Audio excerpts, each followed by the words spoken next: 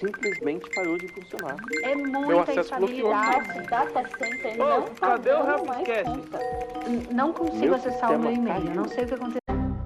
Se você é da área de tecnologia e já ouviu essa história, então este podcast é para você. O Chama UTI é apresentado por Décio Garcês, atual diretor de inovação da empresa Convergência e que reúne mais de 30 anos de experiência em gestão e negócios na área de tecnologia da informação e comunicação. Por aqui, ele convida profissionais de peso das mais diversas empresas do Brasil para bater um papo sério sobre as tendências de mercado. Tudo isso com uma pitada de bom humor para falar dos perrengues inesquecíveis de quem está nos bastidores da aceleração digital. Se você gostou, chama o TI. Bem-vindos ao primeiro episódio do podcast Chama o TI. Afinal de contas, o que está por trás dos grandes sucessos e os grandes fracassos de TI dentro das empresas? Hoje nós vamos entender o que acontece por trás de uma liderança de alta performance envolvendo os projetos de TI, os seus sucessos, os seus fracassos, tá? E vamos aprender com alguém que está à frente disso daí, tá? Transformando empresas e o tema hoje promete, tá? Muito bem, para falar sobre isso, nós vamos trazer o Alberto Ferreira, que tem um currículo simplesmente impressionante. Eu vou tocar em alguns pontos, né? O Alberto começou uma função técnica na IBM, atendendo a General Motors. Depois disso, ele passou pela Johnson & Johnson, indústria farmacêutica, onde ele galgou a sua primeira gestão. Depois disso, passou por inúmeras empresas de tecnologia ou não, como CEO ou como diretor-geral. A exemplo da Vivo Empresas, a exemplo da SAP, a exemplo de Teleperformance, da Novo e, mais recentemente, a Convert.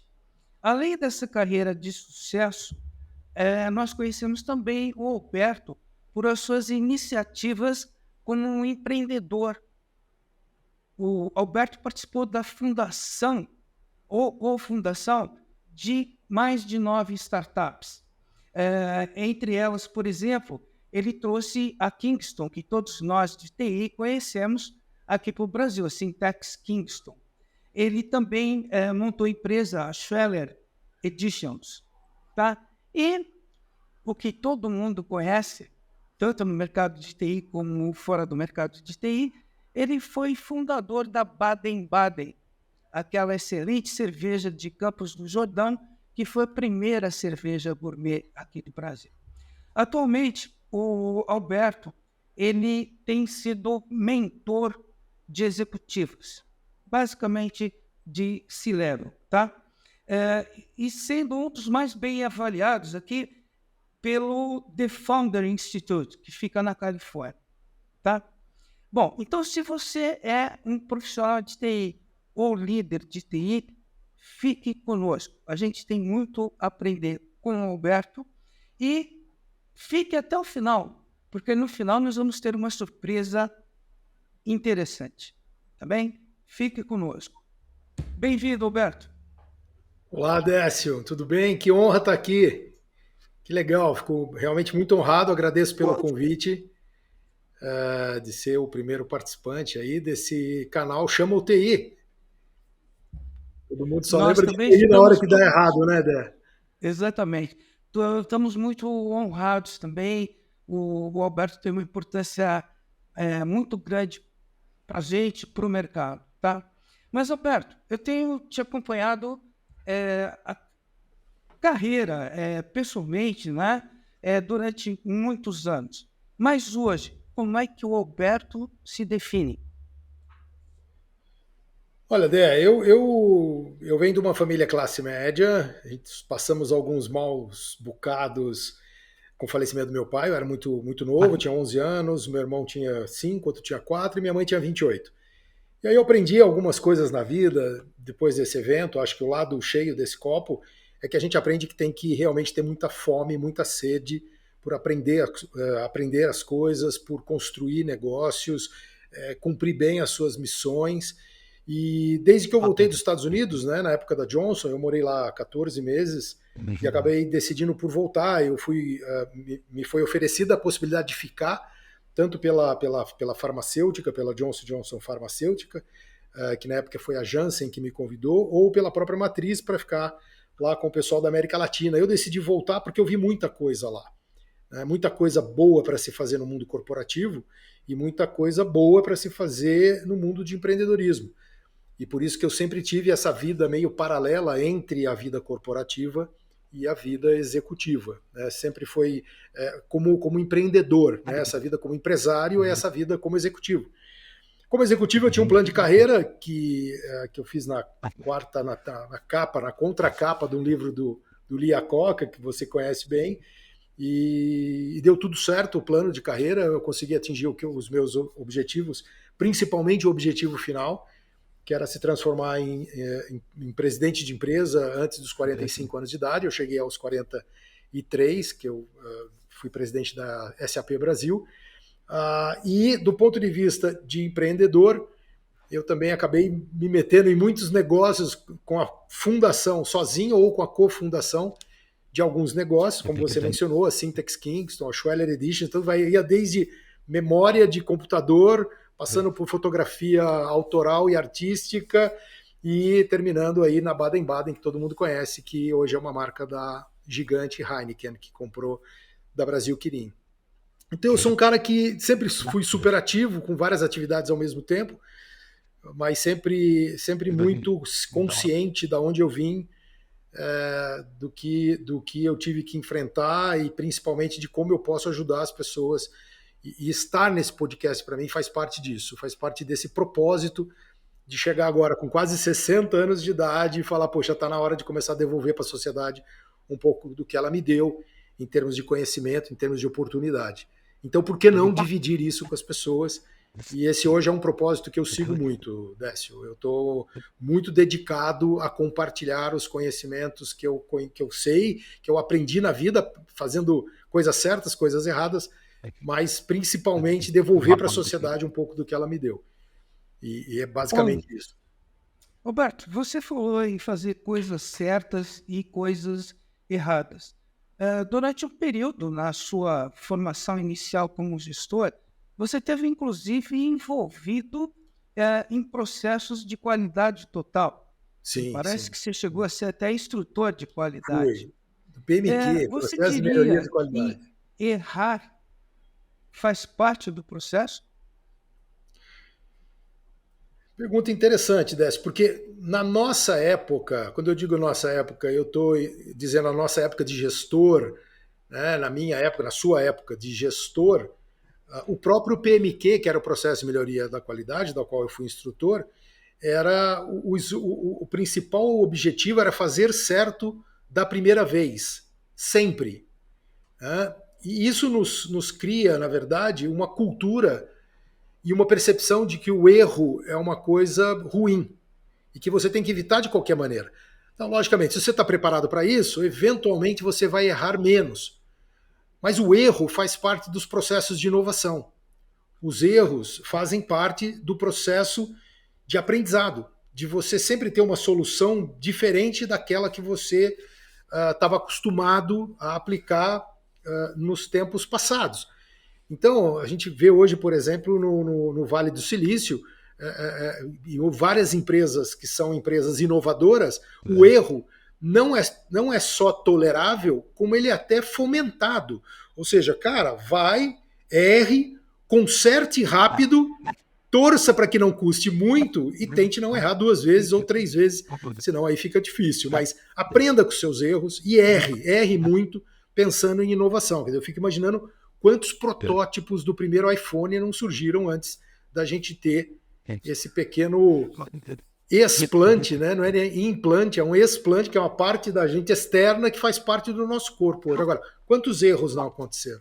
Não, vem desde lá de trás, né? O próprio Thomas Edison, Claro. que dizia que errou 999 vezes Exato. até atingir a lâmpada ideal. Certa ocasião, eu vi uma frase sua que que apesar de ser divertida, ela foi muito profunda, né? Tá. Os omeletes, omelete lindo, mas ninguém vê a quantidade de ovos que você teve que Exato. quebrar. Você Exato. teve, durante toda a sua carreira como executivo, como tech leader, inclusive, você teve inúmeros projetos de sucesso, que inclusive alavancaram a sua carreira, a sua Com projeção. certeza. E você teve uma série de perrengues também. Os perrengues são sempre algumas coisas que marcam muito a gente. Eventualmente são coisas divertidas, outras nem tão divertidas, tá? Compartilha conosco, Roberto, um caso de sucesso, mas que você suou muito gelado também, tá? Olha, eu vou passar um caso que ele, ao mesmo tempo que ele foi um caso de mega sucesso, ele quase causou minha demissão. E você estava envolvido na época, você trabalhava na Johnson & Johnson, eu também, e foi o projeto, por exemplo, da troca da central telefônica digital, uma das primeiras do Brasil, a primeira no Vale do Paraíba, longe, né? E foi uma central digital, era uma CPA. Era uma central controlada por programa armazenado, né? Que era, na verdade, um grande servidor. Ainda não era IP, ainda era TDMA, TDM na época, mas era o começo, na verdade, da migração dos PABX eletromecânicos para uma central totalmente digital, controlada por computador, onde você habilitava os ramais, as linhas, tudo através de uma console, né? Então, eu me lembro que esse projeto foi um projeto muito interessante. Eu acho que uma vez estava me dizendo assim, né? Puxa, por que você acabou, quando você foi para os Estados Unidos, você acabou estudando, ao invés de aproveitar um pouco mais e conhecer mais a região ali onde eu morava, perto de Nova York? Falei, cara, porque eu fiz uma engenharia boa, mas uma engenharia que, comparada a uma poli e tal, deixa a desejar pelo nível de exigência. Então, eu tive que estudar, né? Então, eu fui fazer a Universidade de Nova York quando eu morei em New Brunswick, na matriz da Johnson, trabalhando lá, porque eu precisava melhorar o meu currículo. E por que eu fiz isso? Principalmente pelas pessoas que me cercavam. Então, eu tinha que ser melhor que essas pessoas que me cercavam, que vinham de Poli, vinham de ITA. Eu tive muitos amigos que trabalharam na Johnson que vieram do ITA. Então, eu tinha que me sobressair em relação a eles. Então, por que eu estou falando isso? Porque no projeto de aprovação da Central Digital, que era um projeto de $1.200.000, eu acabei usando cadeia de valor de Michael Porter na justificativa do projeto e mostrei que a cadeia de valores da comunicação é super importante para que as coisas fluam. Então eu usei uma linguagem diferente do que TI estava acostumada a usar naquela época. Simplesmente justificava-se a troca do mainframe. Porque está velha, porque... Vamos imprimir nota fiscal mais rápido. Exato, e você entrou com uma estratégia mercadológica. Estratégica, exato. E assim, né, Dé, você falou bem, nós vamos trocar o computador porque vai emitir nota mais rápido. Legal, mas você vai conseguir receber essas notas mais rápidas? Não, porque eu vou emitir nota mais rápida e ao invés de elas estarem prontas às 8 da manhã, elas vão estar prontas às 6 da manhã. Você fala, perfeito, e o que acontece das 6 às 8? Nada, porque está lá no escaninho para o caminhão levar. Então não adianta nada. Então, assim, essa é uma dica que eu dou como ex-presidente da SAP. Os grandes projetos que davam certo, né, eram os projetos de TI atrelados e relacionados a resultados, que melhoravam e aumentavam o resultado da empresa. E o resultado, né? O resultado eu estou falando o lucro. E o lucro, não precisa fazer Harvard para saber, ou você aumenta o lucro aumentando receita ou diminuindo a despesa. Então, se você tem projetos que estão voltados para isso, né, você tem uma tendência a ter um sucesso muito grande. E na central telefônica, a gente perdia muita ligação. A fábrica não conseguia falar com Gerivativa, não conseguia falar com a matriz, não conseguia falar com os prédios da Farma, não conseguia falar com outras fábricas. Então, o processo era moroso, as pessoas não tinham confiabilidade nas ligações, podia ser grampeado, podia estar falando de sigilo industrial. Eu juntei tudo isso num projeto de $1.200.000 e, sinceramente, eu apresentei para ele ser gongado 2 ou 3 anos para ser aprovado no 4º ano que ele fosse, porque era muito dinheiro. E a gente estava competindo naquela época com uma atualização do mainframe justamente para fazer notas fiscais mais rápidas, ter um tempo de resposta mais rápido, e no fundo o nosso projeto foi aprovado, $1.200.000, a troca da central telefônica e a atualização de todo o cabling de todo o cabling daquele parque gigantesco na Dutra de 1 milhão de metros quadrados da Johnson & Johnson. Isso aí foi a primeira grande vitória da minha vida, que eu fiz junto com outras pessoas que me ajudaram, você foi uma delas, mas eu me lembro do Leonardo Salvati, que eu me lembro de pessoas que, na verdade, me orientaram em como vender um projeto para o Carlos Gottschalk, que era o presidente na época, que tinha que passar pelo Giancarlo Tilento. Então, quer dizer, ele me mostrou o caminho das pedras, eu fui atrás de amigos que me ajudaram a estruturar a justificativa do ponto de vista de negócios e tal. E, cara, aprovamos um projeto de 1 milhão e 200 mil dólares de uma troca de central telefônica, falando uma língua de cadeia de valores de Michael Porter no que tange a comunicação. Então, acho que esse é um grande... que eu levei para o resto da minha vida. Todos os projetos das empresas que eu passei, que eu justificava o projeto, eu falava, pera, cadê o ganho? Cadê o ganho de receita ou a otimização de despesa? Onde é que a empresa ganha com isso? Ela vai porque depreciou, agora já depreciou, podemos trocar, é isso? Computador, por que você troca um computador do cara? Ah, porque tem 5 anos e já depreciou. E daí? A rede de fibra, por que eu troco a rede de fibra de um parque? Por que eu monto uma rede local mais rápida, melhor? Então, eu preciso atrelar esses projetos a algum tipo de ganho. Então, essa foi a primeira grande lição, celebrando, tal, aprovado o projeto. Saímos, então, para a execução, certo? E Execution do Rancharan. O Rancharan, que não pode falhar, né? Se você tem uma estratégia sem execução, não tem, a estratégia não adianta nada. Então, assim, quando a gente foi instalar, eu me lembro perfeitamente, eu tinha 2 fiéis guardiões aí, o Aldo e o Demerval, que trabalhavam comigo, que eram os meus técnicos. Então nós chamamos empresas, fizemos uma RFP, selecionamos uma empresa para trocar o cabling do parque inteiro. Eram quilômetros e quilômetros de cabos de 1.000 pares, 500 pares, era um negócio maluco, você abria um cabo dessa bitola, aí tinha aquele padrão de cores, CCI-TT, se eu não me engano, que era o padrão, então era vermelho, amarelo, laranja, preto, todos numa sequência correta, e você ia abrindo o cabo por camadas, tal. E eu falei, gente, nós vamos fazer um capote da central nova pela central antiga. Então nós instalamos a central nova durante um tempo em paralelo, tá certo? Fazíamos alguns testes de vez em quando e chegou o grande final de semana do capote, da virada, que era desligar a central eletromecânica e ligar a central digital. E nesse tempo, a gente teria sexta-feira, a partir das 6 da tarde, a gente teria que entregar, as pessoas precisariam entrar na fábrica em São José dos Campos, na segunda-feira, a partir das 6 da manhã, tinha que estar tudo impecável. E eu forcei o time a tal ponto que eu queria ter tudo pronto às 2 da manhã e não às 6 da manhã, porque eu queria ter 4 horas de tolerância para poder fazer algum conserto se assim fosse necessário. E o que aconteceu foi o maior desastre de um projeto de 1 milhão e 200 mil dólares. Quer dizer, todo mundo pôs um projeto, pôs uma grana, uma fé num projeto muito grande, muita gente torcendo para dar errado também, eu tenho certeza, mas assim, a galera que torcia para dar certo, era uma galera do bem e estava ali para ajudar. Mas eu forcei demais o time de técnicos que fazia e montava aqueles quadrinhos, que é com aqueles fiozinhos para poder ligar os ramais. Então você ligava para um ramal, caía no outro. Ligava para um outro, caía num outro. Ligava no outro, caía num quarto ramal. Ligava no quarto, caía no quinto ramal.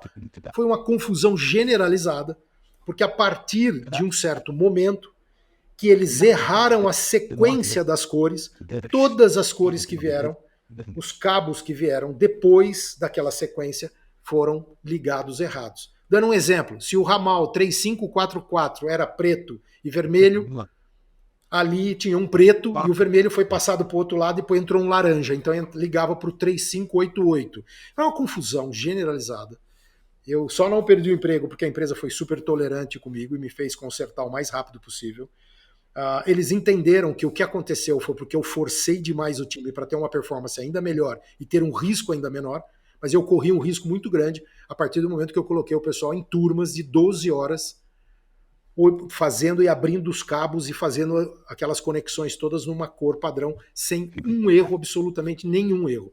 Uma confusão gigantesca, foram mais de 2.000 pares telefônicos, a partir do par 1.600, 400 pares tiveram erro e foi uma catástrofe gigantesca. Demoramos uma semana para consertar.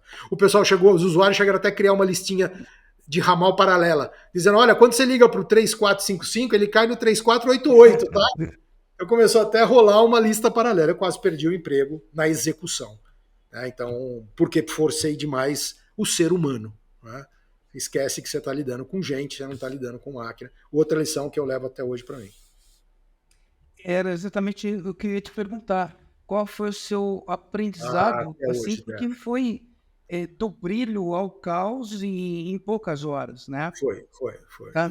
Eu levo isso para a vida, né? Porque o que acontece? Claramente para mim, as pessoas, apesar de muita boa vontade, elas têm um limite, elas têm uma limitação física e psicológica que eu preciso respeitar. De cada um. De cada um. Então, por exemplo, eu descobri, era uma equipe acho, de 6 pessoas fazendo essa loucura de 12 horas de trabalho. 4 não erraram. 2 erraram. Mas não importa. Se um errou, é o elo da corrente mais fraca. Então, teu time vai errar, porque um errou. Erraram 2. Então, isso eu aprendi até hoje. Existe uma tradição, né, dos tech leaders, principalmente, né, que você vai de herói a vilão em poucas horas, né? Você, por exemplo, pessoal de infraestrutura de TI, cara bom de infraestrutura é o cara que não aparece. Se ninguém o juiz de futebol, ele não aparece. Melhor ainda, né? Então tem todo esse peso entre a vilania e o heroísmo num projeto desse aí, tá? Muito bem. Mais tarde, você assumiu posições maiores, já a posição de nível executivo, C-level, e você, estando ou não numa empresa de TI, você carregou muitos times. Muita lição. Muita lição. Muita lição. Muito bem. E aí, como é que você via esse grupo de TI como presidente? Bom, primeiro que eu não dizia muito que eu vinha de TI, porque eu sempre entendia os problemas que TI passava. Então, parecia que eu protegia os times de TI pelas empresas que eu passava. Mas eu sempre me dei muito bem com eles, principalmente porque a primeira reunião que eu tinha quando eu assumia, quando eu assumi a presidência da Damovo, sentei com a galera de TI e falei, gente, eu venho dessa área. Então, assim, não me enrolem, e normalmente os caras são bem, né, straight e tal. Então, assim, vamos direto ao ponto. Você pode falar techniquez, que eu entendo. Se eu não entender, eu vou procurar entender, mas eu sou engenheiro de formação. Então, as coisas para mim são técnicas, são mais simples de digerir. E, principalmente, a fundamentação do que vocês trouxerem para mim precisa estar sempre amarrado com o resultado. Isso sempre eu fiz, esse acordo, desde o começo das empresas que não eram de TI, que não vendiam soluções de TI e que usavam TI. Ou que usavam TI, toda empresa, mesmo a Damovo, que era de tecnologia, ela tinha TI. A SAP tinha TI. Com meus times de TIs era sempre isso. Não me tragam projetos que não tenha nada associado ao resultado. Me tragam projetos, às vezes, que indiretamente pode refletir no resultado. Eu até topo, e se tiver dinheiro, vamos fazer. Mas na hora da vaca magra, não me traga nada que não tenha redução de custo ou aumento de receita comprovado. E nós vamos colocar KPI. E nós vamos fazer um acompanhamento que eu aprendi como TI, que eu era TI, você lembra disso, eu fazia isso com o meu pessoal, tinha que ter mudança no prédio tal. Então, um mês antes a gente fazia reunião toda segunda, e na semana que antecedia a mudança, fazia todo dia, e a execução era impecável. Por quê? Porque eu quase perdi o emprego. Não só eu, como quase perdi o emprego de quase todo o meu time, num projeto lindo, super bem sucedido na aprovação, e na execução eu tive problema. Então eu sempre fui muito ditador de ritmo a partir do momento que a gente chegou numa conclusão juntos. Então eu levei isso muito para todas as empresas. É muito forte isso para mim.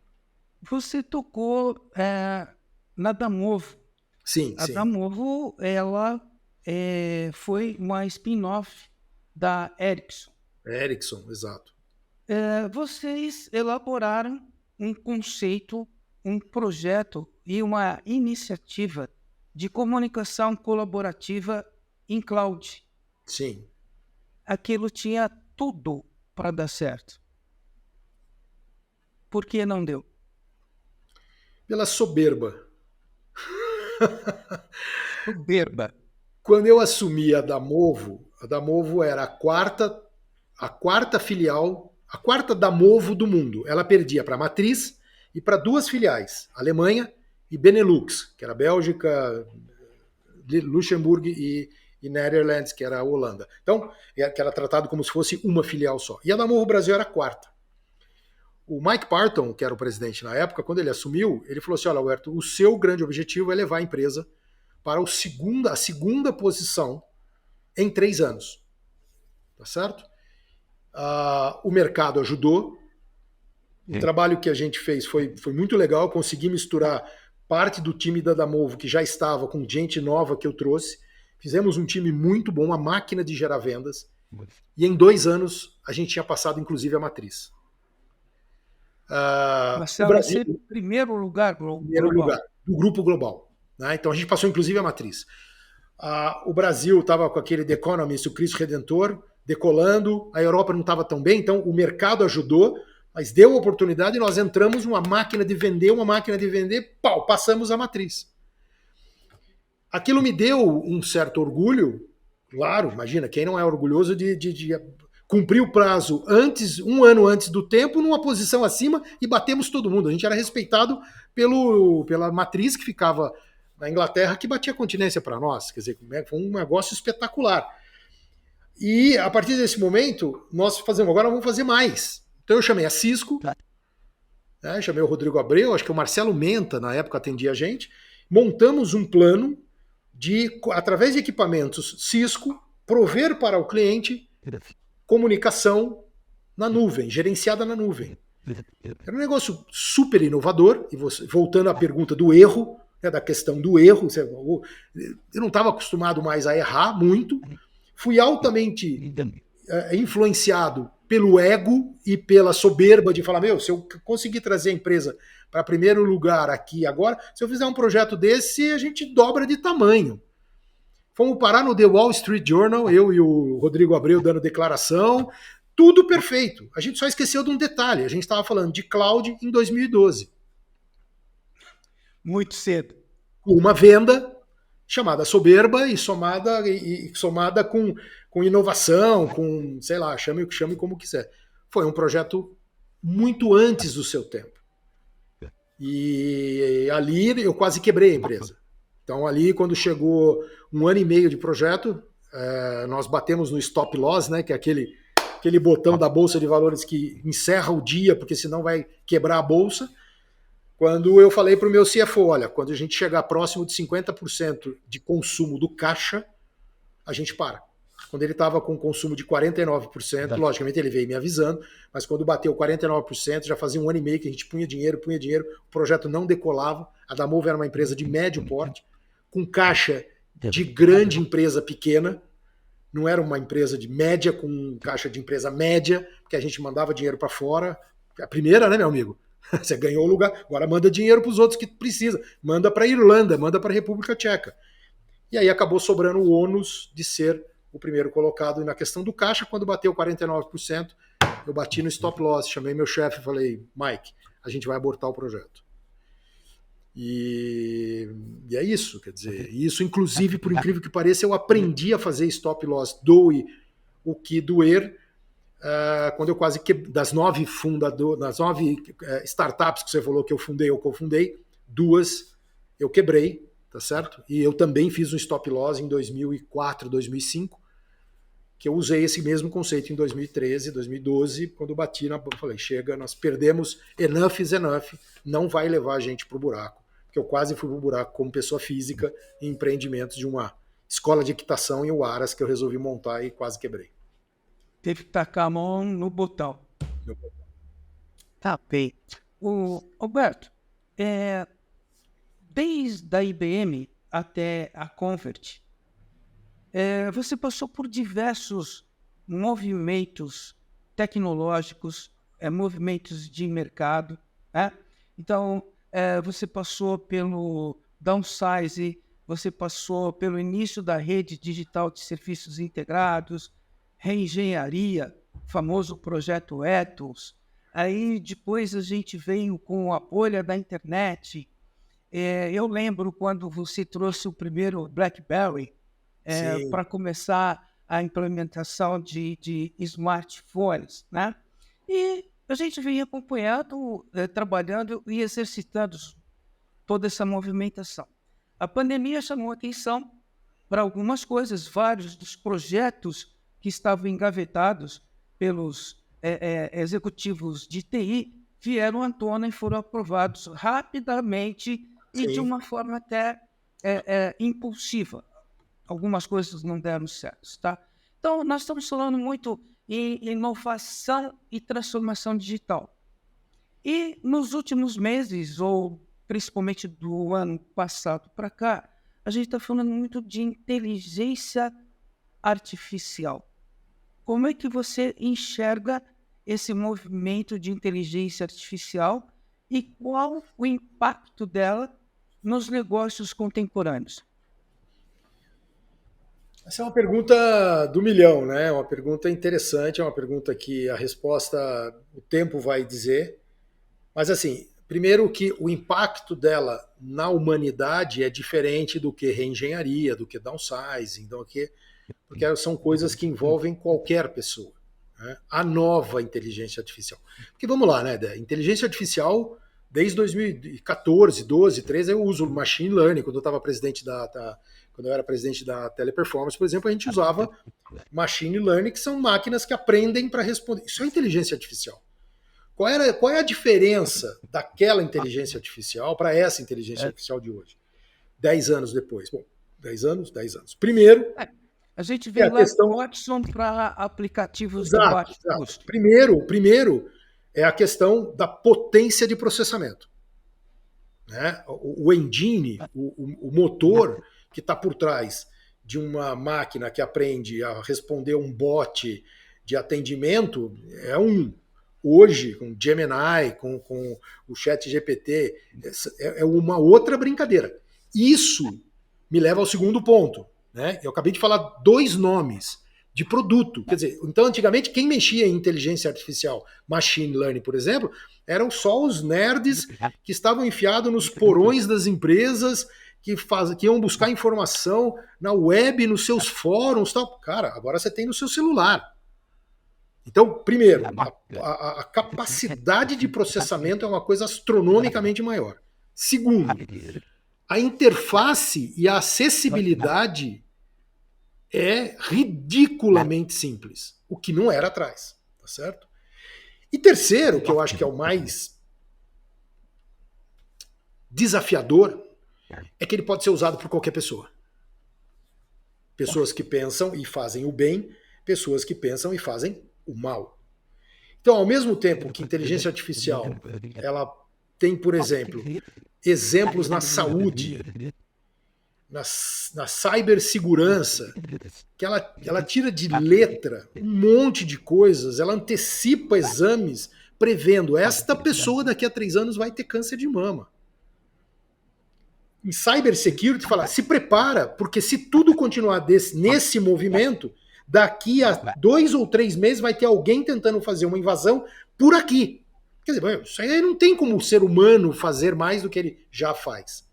Em compensação, você vai ter desemprego, você vai ter dependência, as pessoas vão depender mais de IA. Cara, para que eu vou pensar se eu posso perguntar para um chat GPT, para um Gemini, que é a nova ferramenta do Google? Quer dizer, por que se isso custa $10 por mês, $15 por mês, para eu ter acesso a todas as informações? E vai gerar muito desemprego. Aí você vai falar assim, Alberto, você está sendo saudosista, você quer proteger os empregos, está sendo sindicalista, socialista. Não é isso. É que quando vieram os carros a combustão, os charreteiros, perderam os empregos, os caras que dirigiam as carruagens não vão ser mais fabricadas, então nós não vamos ter mais fábricas de carruagem e de carroça, você vai ter fábricas de carro. Tá, mas isso aqui se transformou numa coisa gigantescamente maior. O problema é quando você fala, para programar um site, para programar e escrever um texto para o LinkedIn, um aplicativo dos mais simples possível produz algo melhor do que uma pessoa. E essa pessoa não sabe fazer outra coisa e não tem a quantidade de empregos para ela que a inteligência artificial vai gerar, porque essencialmente ela substitui o humano. Em tudo. Aí você fala assim, não, mas é no carro. Ou é na eletricidade quando chegou, então agora não vai ter mais óleo de baleia para acender os lampiões que ficam iluminando a cidade. Não é isso, eu estou falando de uma dimensão gigantescamente maior. Então, assim, estima-se, na verdade, que entre empregos gerados e empregos perdidos pela inteligência artificial, o saldo é extremamente negativo.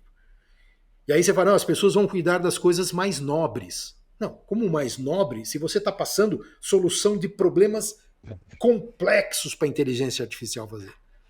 O que é natural, você descobre uma máquina que faz e sem erro, e não pede aumento, e não enche o seu saco, não tira férias, não fica grávida, você é um funcionário perfeito. Eu tenho hoje uma escola de negócios digital. Eu digo para você que eu uso hoje inteligência artificial no mínimo em 60%, 70% das minhas atividades. A gente criou uma plataforma de gamificação para acompanhar o curso, que você cria um avatar, que as primeiras trilhas eu desenvolvi. A partir dali, ele vai replicar essas trilhas. Ele quem? O ChatGPT, o Gemini, os softwares criadores de avatares.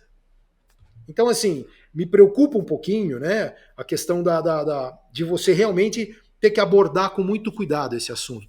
Tem que, de alguma forma, regularizar. Aí você vai criar uma regulamentação. Você vai falar, pô, Alberto, você está falando em socialismo, você está falando em ditadorismo, de ser uma pessoa ditadora, de montar... Não, não é isso. Pelo menos para tentar cercar para que pessoas do mal não utilizem uma ferramenta tão poderosa como essa, que está na ponta dos nossos dedos, por $10 por mês, ou de graça, se você quiser se submeter a demorar o tempo de resposta, a ter um escopo reduzido, a fazer isso e decidir as coisas. Por outro lado, educação, medicina, cybersecurity, segurança mesmo física das pessoas. Isso tem um pró excepcional, mas tem vários contras que precisam ser analisados com muito carinho e muito cuidado. Muita atenção.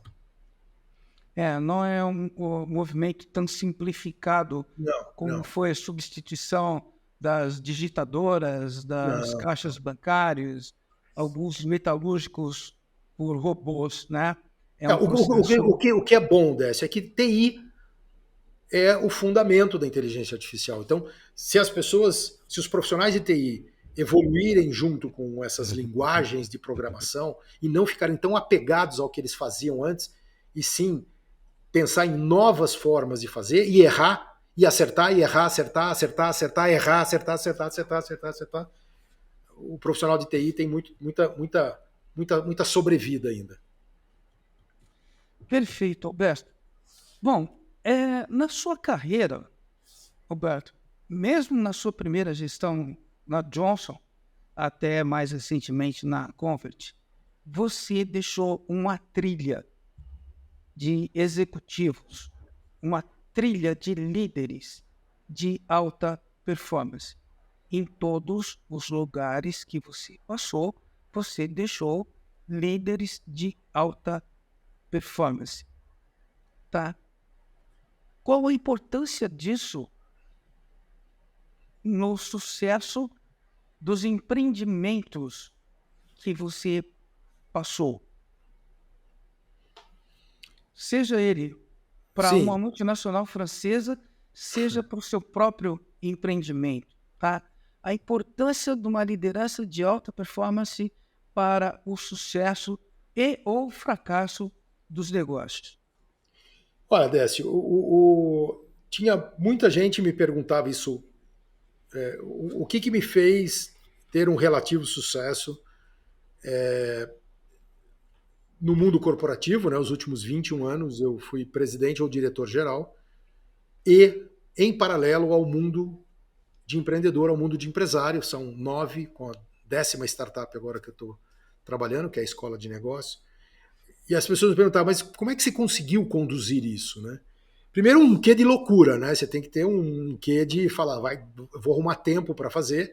Eu cheguei a dormir durante muito tempo, 4 horas, 5 horas, porque tinha Vivo, empresas, tinha Baden, em 2004, bombando, eu no melhor momento da minha carreira como executivo, e a Baden estourando no Brasil inteiro, ganhando o campeonato até fora do país. Então, como é que você conseguia conciliar? Aí você pode falar que é foco, que é tino para negócio, que é disciplina. É verdade, é verdade. Mas uma coisa, se eu não tivesse, poderia ter todas as outras que não ia resolver o meu problema, que é desenvolver times de alta performance. Por quê? Porque enquanto eu estava na Vivo, empresas, durante a semana inteira, algum time tinha que estar desenvolvendo o trabalho na Baden-Baden, por exemplo. E se esse time não fosse um time de alta performance, eu ou os meus sócios seríamos chamados o tempo inteiro para tomar decisão, para poder... Então você tinha que capacitar muito bem o time aqui, para poder olhar e se dedicar ao time aqui. Chegava na sexta-feira, 8 da noite, eu pegava meu carro e ia para Campos do Jordão, eu tinha que ter um time de alta performance aqui, para que se desse algum rolo no final de semana, algum pepino, e sempre dava, porque é prestador de serviço, a Vivo sempre prestava serviço. Se desse algum problema, o time tinha autonomia e ia desempenhar mais do que o previsto para poder resolver o problema, sem necessariamente ter que ficar me incomodando, a não ser me avisar que estava com problema e pedir a minha opinião muitas vezes. Ou às vezes nem pedia opinião, eles resolviam e me diziam, tá com problema, ou às vezes teve problema e nós já resolvemos. Então, essa minha vida paralela, foco, disciplina, né, respeito pelas pessoas, tal, isso sempre foi muito forte na minha vida, mas essencialmente a base de tudo foi a formação de líderes de alta performance. Então eu me lembro perfeitamente na época da Divil, que era a Diginet Américas, que quando nasceu aqui no Brasil, e na época era Goldman Sachs, Texas Pacific Group, Alcatel, Ericsson, criaram uma empresa para prover a parte toda de dados, de backbone, de data center, na verdade, para as empresas .com, né? E eu me lembro que nós montamos um time, eu montei um time, que os headhunters me chamavam para conversar comigo, mas não para me oferecer nada, porque ele falou, eu sei que eu não vou conseguir te tirar daí. Eu quero saber o que você faz com o seu time que ninguém consegue tirar o seu time daí. A gente oferece um salário melhor para ele ir para a concorrência, a gente oferece bônus, a gente oferece ações, a gente oferece cargo às vezes melhor, e o seu time não sai. E por que não saía? Porque a gente criava um time super conectado, super amarrado, todo mundo se preocupando com todos, e a barra era lá em cima. Então era um time que sempre tinha alta performance como objetivo. E, logicamente, que num clima de trabalho legal, que você vindo de TI, isso ajuda, porque você vive sob pressão. Quem é de TI vive sob pressão o tempo inteiro. Né? Principalmente as áreas que atendem as pessoas, os usuários, os clientes. Então a gente fazia algo, trabalhar sob pressão, e quando batia a meta, extrapolava a meta, celebrava muito, comemorava. Então era uma coisa muito legal, mas essencialmente eram e sempre foram times de alta performance que eu respeito e honro até hoje. Então só foi possível. Alberto, para esse pessoal que está nos acompanhando agora, que vão desde executivos de TI ou não, a jovens talentos que estão iniciando a carreira, você, no decorrer dessa nossa conversa, você deu algumas dicas. Quer fechar com uma dica de ouro para uma carreira de sucesso dentro da área de TI ou como tech leader? Qual a sua dica de ouro? A minha dica de ouro foi algo que aconteceu comigo em 87, muitos anos atrás, mas eu tinha 23 anos e eu coloquei no papel o que eu esperava para a minha vida como profissional, né? Nesse caso, o exercício de carreira. Isso foi muito importante porque direcionou uma série de ações que eu tive que tomar, que eu nunca tomaria se eu não quisesse ser presidente de empresa aos 45 anos. Então, como você estabeleceu o objetivo, você vem de frente, lá da frente para trás e vai montando então a sua carreira e vai fazendo coisas para um dia atingir aquilo. Vou te dar um exemplo. E uma pessoa que era da área de recursos humanos da Johnson & Johnson daquela época confirmou isso para mim, que ele não tem informação que não seja isso. Mas eu tinha uma desconfiança que eu tinha sido a primeira pessoa da Johnson & Johnson no mundo a fazer o tal do IDP, o programa que era feito para todos os presidentes. Então, todos os presidentes da Johnson fizeram IDP. Nem todo mundo que fez o programa IDP virou presidente, mas todos os presidentes fizeram. Como eu queria ser presidente da Johnson, eu acabei arrumando uma maneira de justificar o programa para mim e de me encaixar num programa que era só para profissionais de marketing do mundo inteiro. Talvez um ou outro de vendas, mas TI nunca ia conseguir fazer um programa que custava $120 mil por ano. Morar nos Estados Unidos por conta da empresa, estudar, trabalhar na matriz e voltar para o país de origem para poder disseminar a cultura, os valores da empresa. Por ano por país-chave do mundo, da Johnson. E naquele ano não foi ninguém de marketing. Fui eu, que era de TI, o escolhido no ano. Mas por que eu fui? Porque eu arrumei uma maneira de associar a minha ida com receita, com eficácia da empresa em TI, com desempenho das tecnologias que estavam para abrir o capital, abrir o mercado. Então, assim, eu criei um grande motivo para explicar para eu ir. No fundo, se eu não quisesse ser presidente, eu nunca ia ter um programa desse no meu radar. Como eu queria ser presidente, eu falei, eu preciso ter esse programa. Mas esse programa é só para cara de marketing. Eu falei, não. Né? Esse é o meu segundo... a minha segunda dica. Né? Se você é determinado, se você tem foco, não aceite um não para as barreiras que você encontra. Então, tenha um plano. E não aceite um não. Vai atrás, cara. Tenha fome. Tenha sede. Vai atrás. Não largue. Trabalhe mais que os outros. Estude mais que os outros. Seja melhor que os outros. Desculpa, com todo respeito. Alguém vai ser o melhor do mundo. Por que não pode ser você? A Damovo foi a melhor Damovo do mundo. A Baden-Baden Stout ganhou em 2008, um ano depois que a gente vendeu, a melhor Stout do mundo. Então por que não dá para pensar que você pode ser o melhor cara do mundo para fazer isso? Trabalhe para isso. No mínimo você vai ser o melhor do Brasil, tá bom, né? Então, assim, são coisas que eu acho que você, primeiro, tem que ter um plano, esse plano tem que ser agressivo, mas tem que ser um plano que você revisita ele de vez em quando. Eu revisitei meu plano vários anos. Normalmente em viradas de ano, essa época que a gente está entrando, final de ano, tal, parava, olhava, falava, vamos ver como é que tá, como é que não tá, né? Tenha um plano. E segundo, seja persistente, não é insistente, é persistente, é resiliência, entendeu? É força, foco, disciplina. Não aceita o primeiro não, joga a toalha e fala, ó céus, ó vida, a minha vida é uma coisa ruim, eu não vou conseguir nunca. Por quê? Eu fiz universidade em Taubaté, e quando eu saí da Johnson eu tinha 3 diretores, gerentes que reportavam para mim que tinham estudado no ITA e na Poli. E aí você fala, você é brilhante. Não sou brilhante, eu simplesmente fiz o que tinha que ser feito. Eu voltei a estudar, eu fiz Universidade de Nova York. Em que matéria? Marketing, vendas e sistema. Sistema para entender como é que eu vou conseguir fazer marketing e vendas, vender mais para a empresa. Quando eu voltei ao... estudando marketing. É isso, mas qualquer pessoa pode estudar marketing. Qualquer pessoa pode estudar vendas, contanto que você fale, eu preciso entender disso aqui. Então são minhas duas grandes dicas, que eu poderia chamar das regrinhas de ouro aí, mas tem mais algumas, mas essas duas são muito fortes. É sempre bom contar com essa presença espirituosa de muito conhecimento do Alberto. Agradeço novamente, Alberto. Prazer. Mas o podcast Chama o TI ganhou uma bolsa para um curso de treinamento, né, do DNA de liderança de alta performance.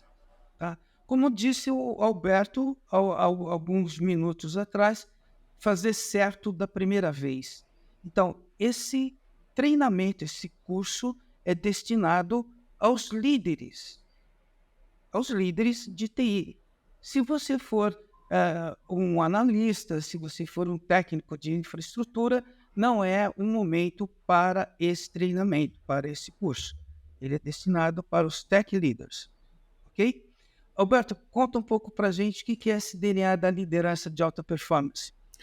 Bom, Décio, como eu comentei com você, eu fundei uma escola de negócios. Depois de estudar várias escolas no mundo, a gente resolveu criar a nossa aqui, independente de qualquer universidade. É uma standalone business school, é uma escola de negócios independente. E um dos cursos da nossa escola é o curso de liderança de alta performance. E nós criamos um método que se chama método BP, Base, Estilos e Pirâmide de Compromisso da Liderança. E esse método é a espinha dorsal desse curso. Ele é um curso destinado para quem é líder e quem está se preparando para ser líder, em qualquer posição, né? Líderes, gestores, gerentes, diretores, até presidente. O último curso teve um CEO que fez curso conosco, junto com um gerente sênior, né? Então foi muito legal, é muito rico. É um curso 100% online, então as pessoas conseguem fazer esse curso das suas casas. São 7 semanas, uma vez por semana à noite, 3 horas, e ele recebe uma série de pacotes de vídeos gravados, obrigatórios, videoaulas obrigatórias, videoaulas bônus, material para leitura, que isso é discutido nessa aula semanal ao vivo à noite, que é uma grande sessão de mentoria em grupo, com cases trazidos pelo próprio grupo, onde a gente discute, a gente fala bastante sobre isso. A escola não tem instrutores professores, os nossos instrutores são executivos de mercado. Nesse curso, particularmente, eu sou o instrutor, né? E basicamente nós vamos ter outros cursos. Vamos ter curso do mercado do luxo, vamos ter curso de CX, de Customer Experience, vamos ter curso de liderança inclusiva, vários outros cursos durante 2024. Esse curso, com o maior prazer e orgulho, eu concedo essa bolsa de 75% de desconto para o Chama UTI, que na verdade para mim é uma maneira da gente compartilhar através de mais pessoas o conhecimento de negócio, que esse é um dos meus propósitos de vida hoje. Então as pessoas devem procurar vocês, e aí vocês façam a seleção que convier a vocês, e essa pessoa vai ser extremamente bem aceita e bem recebida na Masters of Business através desse curso, o DNA da liderança de alta performance. Perfeito, Alberto. Aqui, ao final, na descrição do vídeo, nós informaremos como entrar em contato conosco, as informações necessárias, faremos o cadastro e passaremos as informações para a equipe do Alberto. E um de vocês será contemplado com esse curso, tá? Um contato em comum entre eu e o Alberto, que trabalhou conosco, participou, né, desse curso e deu um depoimento muito interessante. Tá? Então, descrição do vídeo, as informações para participar do DNA da liderança de alta performance. Novamente, obrigado, Alberto. Décio, foi um prazer. Foi um prazer estar aqui, uma honra participar com vocês. Sempre à disposição. Se você gostou, chama o TI.